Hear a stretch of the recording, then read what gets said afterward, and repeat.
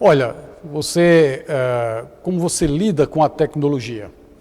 Pois é, no mundo das tecnologias é preciso ter alguns cuidados, principalmente com crianças e com adolescentes, como mostra a nossa reportagem agora. Rodô.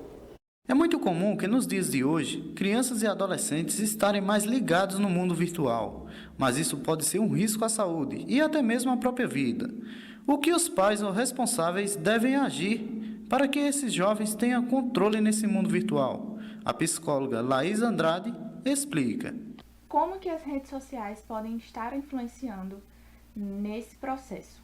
Então, assim, para crianças um pouco mais jovens, menorzinhas, é importante orientar os pais que estejam atentas a que tipo de conteúdos essas crianças estão tendo acesso, de que formas elas estão consumindo os conteúdos das mídias sociais, das mídias virtuais.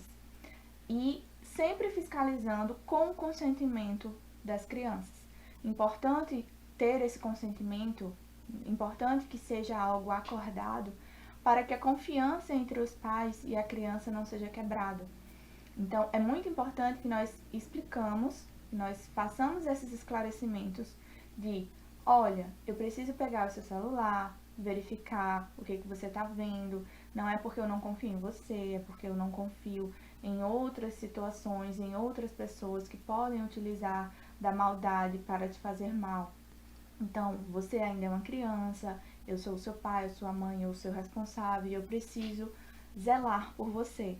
Então, essa relação de confiança, de parceria, de acolhimento, de diálogo é o caminho mais prudente para a gente lidar com as redes sociais e com as nossas crianças, com os nossos jovens.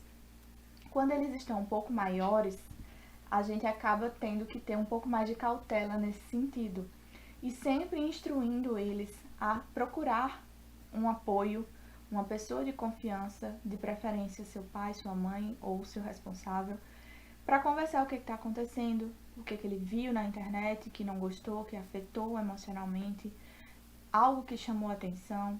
A ansiedade vem abalando a vida de algumas pessoas, que chega até causar a depressão, e faz parte de uma má saúde mental, que é um pouco esquecida pela sociedade. Mas quais os sintomas da ansiedade?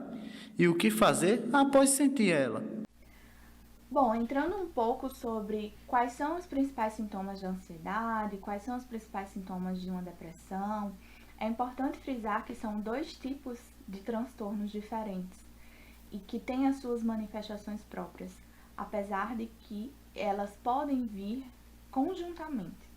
Por isso que muitas vezes a gente acaba confundindo um tipo de transtorno com outro, porque a saúde mental, o funcionamento mental, ele é bem complexo e essas sintomatologias podem aparecer de maneira concomitante ao mesmo tempo.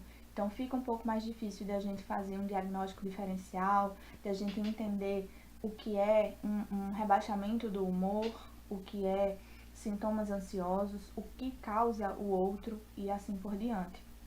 Então, a ansiedade tem características muito próprias de uma preocupação intensa, de pensamentos muito acelerados, de que algo vai acontecer de ruim, de que a gente não vai dar conta, de que não somos bons o suficiente, de que alguém vai falar algo ruim ao nosso respeito ou pensar algo ruim a nosso respeito. E aí, esse tipo de pensamento ou de manifestação pode causar sudorese excessiva, taquicardia, tontura, náusea, formigamento nos braços, dor no peito.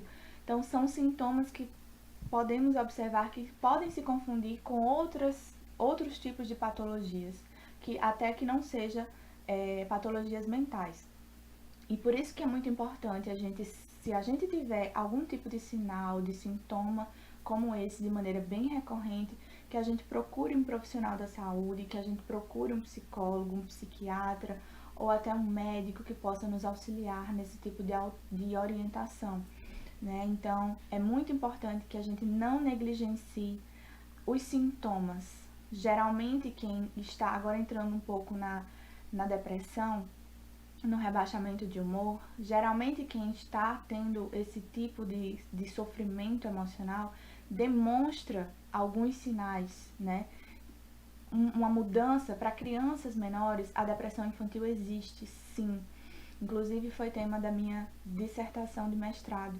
E a gente precisa entender que os motivos pelos quais a gente sofre não são tão importantes. O que nos importa de fato é como esses motivos geram consequências na nossa vida.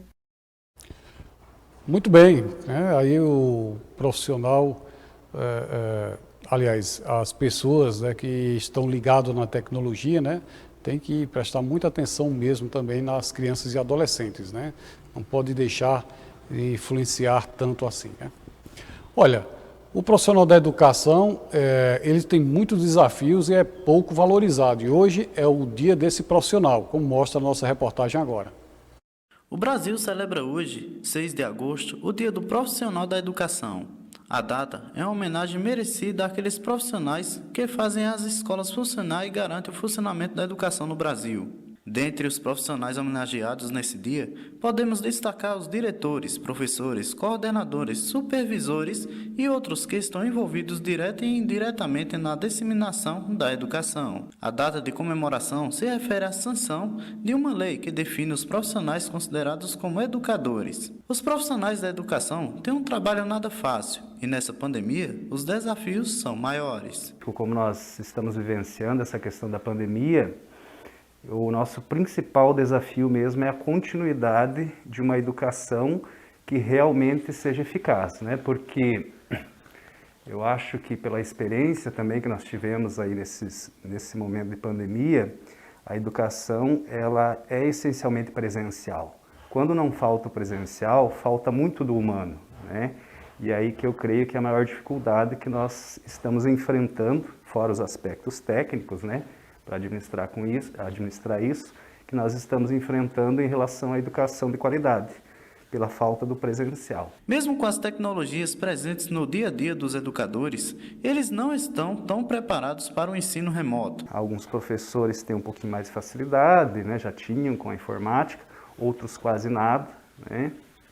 Mas eu acho que o grande desafio é porque a formação dos professores nunca deu este suporte, né? O suporte digital. Nós até utilizávamos alguns recursos, né? Como vídeos e outros recursos educacionais, mas trabalhar diretamente com os recursos digitais, nós tivemos que passar por um processo de aprendizado que foi bastante doloroso no início, né?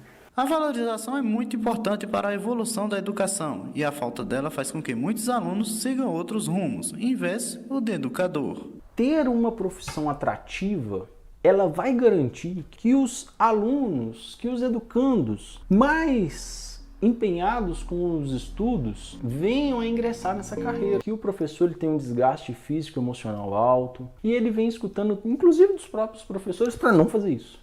Nós, professores, acabamos desaconselhando os alunos a não fazer licenciaturas, principalmente esses alunos com maior potencial. Então nós excluímos. Nos países onde a educação é um sucesso do ponto de vista de qualidade, a educação ela é tratada de forma muito própria. E o professor ele passa a ter rendimentos, proventos, salários bastante elevados. Muito bem, né? Tá aí os profissionais da educação que se doa bastante, né, na sua profissão. Marcenaria Pinhatti, localizada em Sumé, mas atende toda a região do Cariri.